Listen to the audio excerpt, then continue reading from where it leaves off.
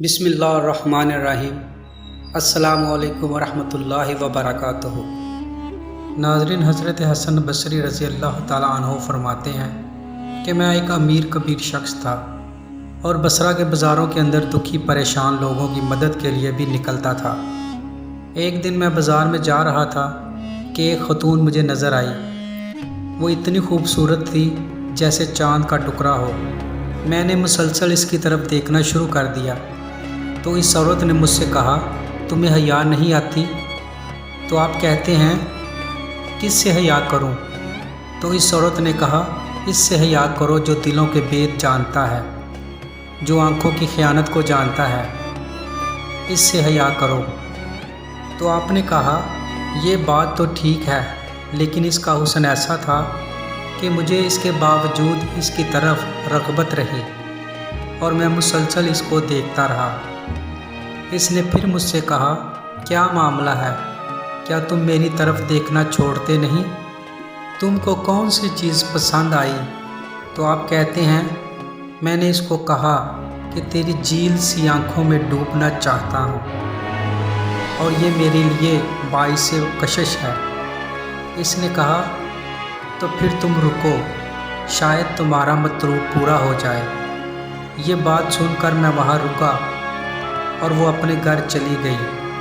تھوڑی دیر کے بعد اس کی خادمہ تشت کے اوپر کپڑا ڈالا ہوا ہے اور میری طرف بڑھایا۔ تو آپ کہتے ہیں، میں نے جب کپڑا اٹھایا تو اس کے اندر اس کی 2 آنکھیں تھیں اور ایک کاغذ کا ٹکڑا تھا۔ کاغذ کے ٹکڑے کے اوپر لکھا ہوا تھا، میں ان آنکھوں کو رکھنا ہی نہیں چاہتی جس کے سبب ایک مومن فتنے میں پڑ جائے۔ آپ کہتے ہیں کہ میں نے اپنی داڑھی کو پکڑا اور زاروں قطار رونے لگا۔ میں نے کہا، اے حسن بصری، تو اس عورت سے بھی گیا گزرا ہے۔ اتنا خوف اس عورت کے سینے کے اندر ہے۔ میں اپنی داڑھی کو پکڑ کر زاروں قطار رویا اور گھر چلا گیا۔ ساری رات میں نے توبہ میں گزاری۔ جب صبح کا سفید طلوع ہوا تو میرے دل میں خیال آیا، جس نے اپنی آنکھیں مار دی اس لیے تو اس سے بھی معذرت کر کے آؤں۔ اللہ تعالیٰ سے تو معافی مل گئی۔ کہتے ہیں، میں صبح اٹھا اور جب اس عورت کے گھر کے دروازے کے قریب پہنچا تو اس کا جنازہ نکل رہا تھا۔ پھر بڑا پریشان ہوا، واپس آیا، سارا دن مشکل میں گزارا۔ رات جب میں سویا تو وہ عورت مجھے خواب میں ملی۔ میں نے کہا، مجھے کوئی وصیت کرو۔ تو اس عورت نے کہا، میں تجھے وصیت کرتی ہوں، جب تم تنہائی میں ہو تو اللہ کو یاد کیا کرو اور صبح اور شام استغفار پڑھا کرو اور اللہ سے توبہ کیا کرو۔ حضرت حسن بصری فرماتے ہیں کہ اس عورت کا یہ عمل مجھے توبہ کے راستے پہ ڈال گیا۔ پھر وہ حسن بصری زمانے کے امام اور مقتدی بنے۔ جب انسان عبرت حاصل کرنے پہ آتا ہے تو ایسے اسباب اس کے لیے مہیا ہو جاتے ہیں۔ ناظرین، بنی اسرائیل کا ایک شخص تھا جس کو طول و عمل نے برباد کر دیا۔ اس کی نیکیوں کی وجہ سے اس کو خبر پہنچی کہ اس کی عمر 1000 سال ہے۔ تو اس نے کہا، جب میری عمر اتنی لمبی ہے تو پھر میں عبادت کی بٹی کے اندر کیوں جلتا رہوں؟ میں 900 سال گناہ کر لیتا ہوں اور 100 سال قبل توبہ کر لوں گا اور گناہوں کی معافی مانگ لوں گا۔ چنانچہ 900 سال گناہ کرتا رہا۔ 100 سال جب باقی رہ گیا تو خیال آیا، پھر سوچا ابھی بڑا وقت پڑا ہوا ہے، میں 90 سال مزید گناہ کر لیتا ہوں۔ 10 سال قبل میں توبہ کر لوں گا۔ 10 سال رہ گئے، پھر خیال آیا 9 سال گناہ کر لیتا ہوں، 1 سال توبہ کر لوں گا۔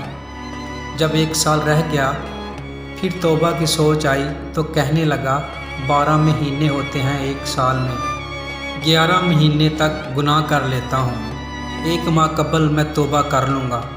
پھر 1 ماہ بھی گزر گیا، ہفتے تک بات پہنچ گئی، حتیٰ کہ 1 دن رہ گیا اور پھر وہ کہتا تھا کہ فلاں فلاں گناہ میرا رہتا ہے، وہ میں کر لوں۔ ایسی لت پڑ گئی تھی گناہ کی بنی اسرائیل کا وہ شخص کہ وہ اس انتظار میں تھا کہ بس یہ گناہ کر لوں اور یہ گناہ کر لوں۔ پھر توبہ کر لوں گا، لیکن اچانک موت آ گئی اور موت نے اس کو دبوچ لیا اور وہ توبہ کے بغیر مر گیا۔ پیارے دوستو، حضرت حسن بصری رحمۃ اللہ علیہ ارشاد فرماتے ہیں کہ ایک دن میں دریا کے کنارے پہ جا رہا تھا تو وہاں میں نے ایک شخص کو دیکھا۔ وہ اپنی ایک خاتون کی گود میں سر رکھ کے بیٹھا ہے اور قریب ایک بوتل بھی پڑی ہے۔ میرے دل میں معاذ اللہ خیال آیا کہ دیکھو کس انداز میں ایک عورت کے ساتھ یہ بیٹھا ہے اور بوتل بھی پڑی ہے، جانے شراب ہے۔ کہتے ہیں میں سوچ ہی رہا تھا کہ اچانک کشتی آ رہی تھی اور وہ دریا میں ہچکولے کھا رہی تھی۔ 4-5 لوگ اس کشتی پہ سوار تھے۔ وہ دریا میں ڈوبنے لگے، لیکن وہ آدمی جو اس عورت کے ساتھ بیٹھا تھا تیزی سے اٹھا، دریا میں چھلانگ لگائی، پہلے ایک کو نکالا، پھر دوسرے کو نکالا، پھر تیسرے کو نکالا۔ ایک بندہ رہ گیا تو کہنے لگا، حضور مجھے تو آپ نے گناہ گار سمجھا ہے، میں تو بڑے غلط انداز میں یہاں بیٹھا ہوں۔